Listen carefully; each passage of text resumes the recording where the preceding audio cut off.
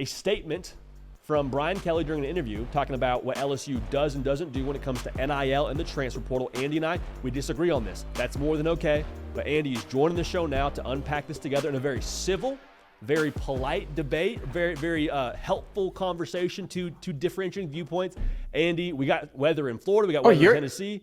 How are we living? Can you hear us okay? You're going to be polite, JD, but yes, but like you guys have actual weather causing problems with your tech. I don't know what the hell happened. My show just went off the air today because the power just went out. Bright sunshine, power gone, done. It is what it is. We're just making it happen. But you got back on the air. You weren't like, oh, we'll came pack back it on. in. We powered through. We don't take days off here. Run it back. I love that. Okay, so I thought long and hard about how to intro into this segment, and I think the thought I had going into this is like we are not going to leave here with different viewpoints. Like, we are not going to agree as we leave this conversation, which is more than okay. I want the people to be able to watch this clip so we have the proper context. Here's what Brian Kelly had to say about the transfer portal and NIL and what they maybe do or don't do when it comes to attracting certain talent in the portal. The D-line, interior D lineman, where are you right now with that? Well, I think I made it pretty clear in a number of the press conferences that I had that we were in the market in recruiting in the transfer portal looking for defensive linemen. It hasn't fared very well, quite frankly, because, we're selling something a little bit differently, and that is we want to recruit. We want to engage, build relationships. We want to develop, retain, and have success. We're not in the market of buying players, and unfortunately, right now, that's what some guys are looking for. They want to be bought. And look, I understand NIL is part of this, and we have an incredible collective. We have very, very generous opportunities around the greater Baton Rouge area for NIL opportunities. So they are here, but we're not going to go out and buy players. That's not what this is about. This was never about that.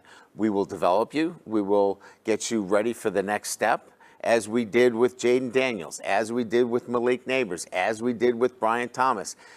We developed 3 defensive linemen that all got drafted this year, and we'll do that again. But if you're just looking to get paid, you're looking in the wrong place. If you like all the things that we do here in developing our players, bringing you into a championship program, playing in front of the best fan base in America, playing for championships, and having an opportunity for NIL, you should be a Tiger. But if you just want to get paid, this is not the place for you. Okay. So Brian Kelly saying we're not buying players. Again, we disagree here, but I listened to some of the things that you had to say on your show, Andy. You said Brian Kelly's dropping bars like he didn't just pull something out of his banquet speech from the 2013 Notre Dame. We don't disagree on a couple of things. LSU is well-resourced. LSU, I think, is playing the NIL game to a degree. That maybe they're not winning the NIL game. They're participating in NIL. They need defensive linemen. So we disagree, though. I want to hear your thoughts on what Brian Kelly had to say there. Well, here's the thing. Like, he's not saying anything profound here. He's making an excuse for why they didn't sign any defensive linemen in the spring portal. And actually, if you keep watching the interview with Jacques Doucet, he then goes into the real reason why, and that's fine. They made an economic decision, which I actually agree with. But don't pull this, we're recruiting better human beings than the rest of you people. Like, no. You pay players just like everybody else does. These particular players you felt like cost too much based on what they were going to be able to give you. So you had Dominic Williams was in the portal. They brought him in for a visit. You had Simeon Barrow. There were a couple other guys that they were looking at. The supply of guys who played interior defensive line at a power conference level in the spring was so thin. And so the demand was through the roof. Texas needed him, Oklahoma needed him, Miami needed him, Auburn needed him. So the price was going to be obscenely high. And you had to decide, are you willing to pay that price? So what Brian Kelly is actually saying, and does say later in that interview, is we do buy players, but at the right price. So just say that first. Just say that first. Sure. It's okay. You're not hurting anybody's feelings here. Like, I don't think Dominic Williams is crying as he looks at whatever his bank account looks like now that he's going to Oklahoma. Yeah. Like, I don't think he's going to be sad about that. Yeah. So Brian Kelly in that interview says, how do I go to my offensive line, my bell cows? Yeah, Will Campbell and John Emery, the most important players on that team. right. So They should make the most money on that team. Yeah. No, without a doubt. Without a doubt. So the issue. So, go ahead. Sorry. yeah, the issue is more just the way he said it and what he said, because it makes your collective sound broke, which it's not. We know it's not. And two, it makes it look like you're out of touch with how the game works right now. Yeah, and so I think where we disagree is like the way it was received. Because I listened to this the first time on Twitter. I just heard that snippet, and I was like, okay, I'm okay with the idea that NIL isn't going to be the leading cause for you to sign with LSU. Now, it might be a very big factor. Like, you better come correct if you want to sign some of the top players in the portal.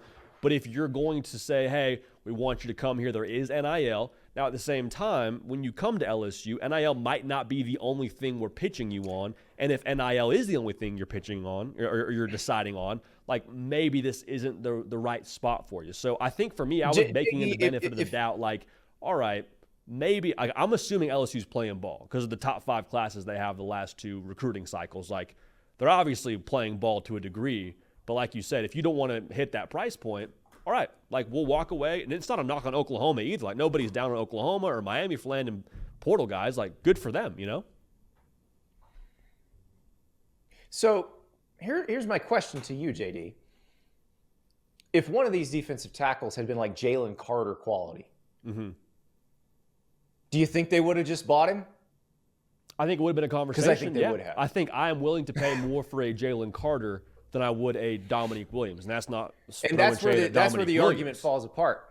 Like, it's not we want to develop, we want to do all the other things. It's we want the best players. We evaluated and decided we didn't think you were worth the price point. Sure. So you don't have to cloak it in this. We're recruiting great human beings who aren't about the money. Like, if you play like Jalen Carter, you can be about the money, and we'll buy you. Like, they all would. Hugh Freeze was in the same boat. Like, Hugh Freeze was on with Greg McElroy and Cole Kubelik yesterday, and he got asked about why they didn't go into the portal for a quarterback at Auburn. And he said, I had to kind of weigh it. Do I want to try to develop the guys here, Peyton Thorne, Holden Griner, Walker White, or do we pay possibly $1 million for a guy in the portal? And Hugh said, I just like putting the pieces together better. Okay, I'm sure you do like developing quarterbacks. But if you thought old buddy in the transfer portal could get you into the playoff this year, you're paying that money. Like, if Dylan Gabriel wanted to come to Auburn, I guarantee you weren't worrying about who we're going to develop. Yeah, like, I think that's totally fine. So let's just have a more honest conversation about this. Like, NFL coaches can talk about this because they get asked about this every year after free agency and the draft. Like, why'd you attack this position this way instead of, you decided to draft a 4th rounder instead of signing this free agent who is available? And they answer honestly. We have this much money to spend. We're trying to create the best roster we can and the most efficient method we can. That is exactly what the college coaches have to do now. And I get that they came up in an era where talking about this stuff was taboo, and acknowledging that you paid somebody the most is something, well, it would have got you in big trouble like 5 years ago. Sure. But we're in a different era now. It's okay to just be honest about this stuff. You don't have to pander to the yay amateurism crowd, because those people, their world is dead. Like, it's over. And I think that's where it gets interesting to me is if I'm Brian Kelly, like, I understand the thought of, well, hey, he's not totally being all the way forthcoming. Maybe he's kind of spinning this a certain way and he's cloaking it. And, like, my question after that is, like, who is he spinning it for? Because, like, the donors, they know how much money they have. They know where a certain price point meets for a kid. Like, the fans, Is it that deep where Brian Kelly is worrying about the yay amateurism crowd? Like I don't have think a harder it's that, time getting on board with that. And when you look at like LSU overall here, I think it's okay to say we're going to be pro NIL. We would pay more for Jalen Carter. Do not get it twisted. But part of our pitch is also, hey, we would probably pitch a little bit less than the next team because of we want to make sure that this part of our culture is staying intact. I think that's totally fine. I just think you'd be honest about that. You don't default, and I don't think there's like a deep-seated reason for it. I think he probably defaulted to what would have worked throughout most of his coaching career. Like that line would get a big round of applause on the banquet circuit in 2013 or in 2019 or in 2006 or whenever it was. So that's probably what happens. He just kind of defaulted to something, but it makes it look like you don't understand how the game works now. And then, like I said, you keep listening to the interview, he starts giving the real reasons. Just start with the real reasons. That's all you got to do. And I'm just trying to evolve the discourse here. Like, coaches, it's okay to pay them now. You don't have to pretend like it's not taboo. The NCAA is not going to come in and put you in jail. Like, you pay the players, you're buying players. And you can say that in our evaluation, we didn't think this was the most efficient use of our money. Yeah, like I think that's totally fair. That is because that is what happened, right? I mean, that is like at the end of the day, hey, if you were Jalen Carter, yeah, we probably would have shelled out a few more dollars for you.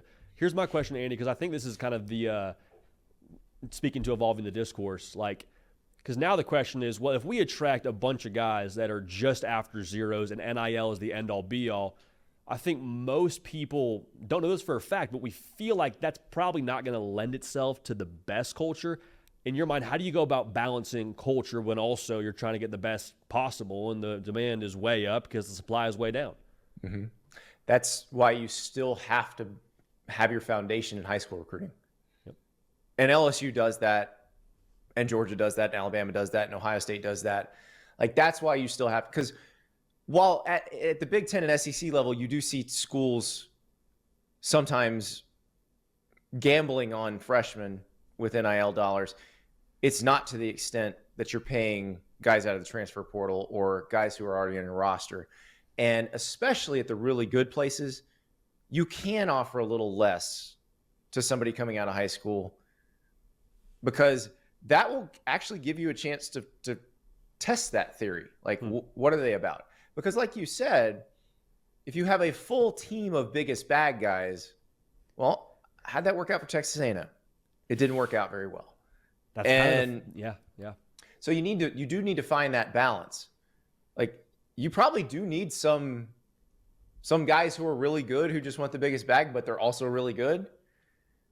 But yeah, you need some team guys. You need some I want to be developed guys. And I think the easiest way to do that is get them out of high school, because once they're in the portal, the market is much more clear.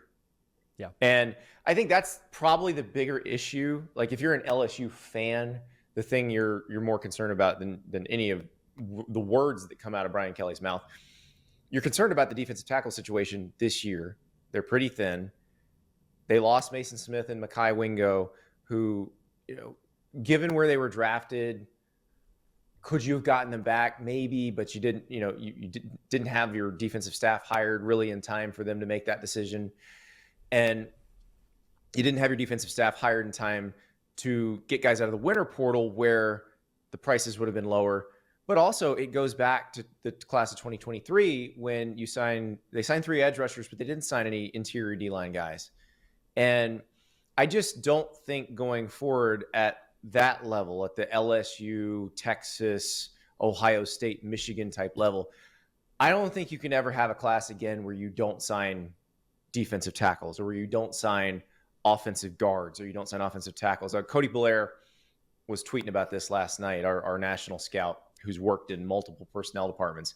And his thing is, he thinks you're going to see schools load up on the big guys out of high school from now on, taking more than they would have in previous eras, just because you got to hope you hit on some of those guys and you can retain them, because at least in the brief history of the NIL transfer portal era, we've seen that the big guys are not plentiful in the portal. You can't really change your fortunes on the line of scrimmage. Like, I don't know about you, JD. I'm going through in my mind all of the teams in the last few years. This year's Ole Miss feels like the only one that truly improved itself on the lines of scrimmage in the transfer portal. I can't really think of anybody. Like Michigan taking Oluwatimi at center a couple of years ago, Ladarius Henderson last year to play left tackle. That was kind of like spot recruiting. But they didn't, like, they already had a good offensive line both of those years. They didn't need, like, they hadn't gotten somebody out of the portal. They still would have had a good offensive line. Yeah, I don't think you can completely overhaul. Yeah.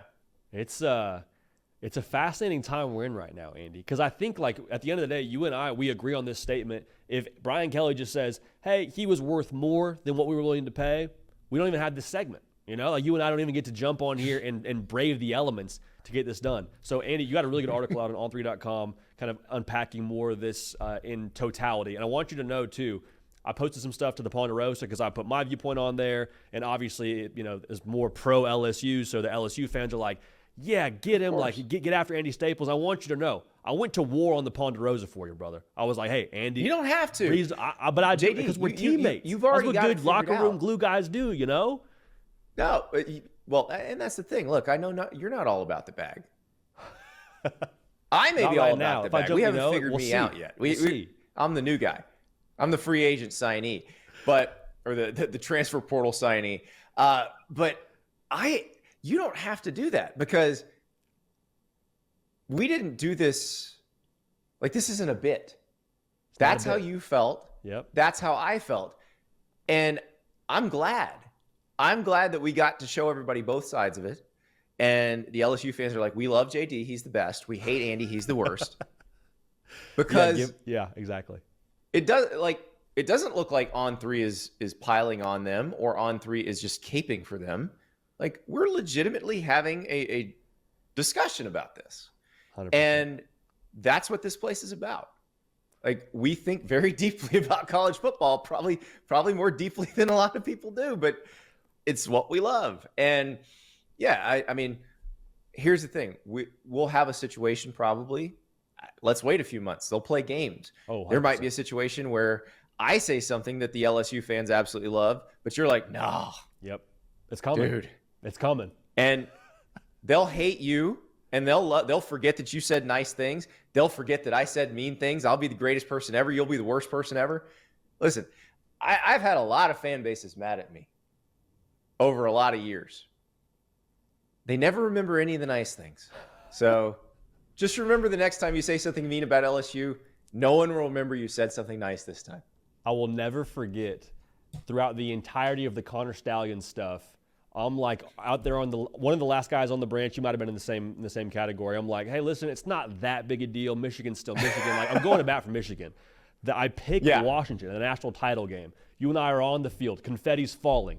A Michigan fan who's probably overindulged a little bit beckons over to me and says, we remember you didn't pick us.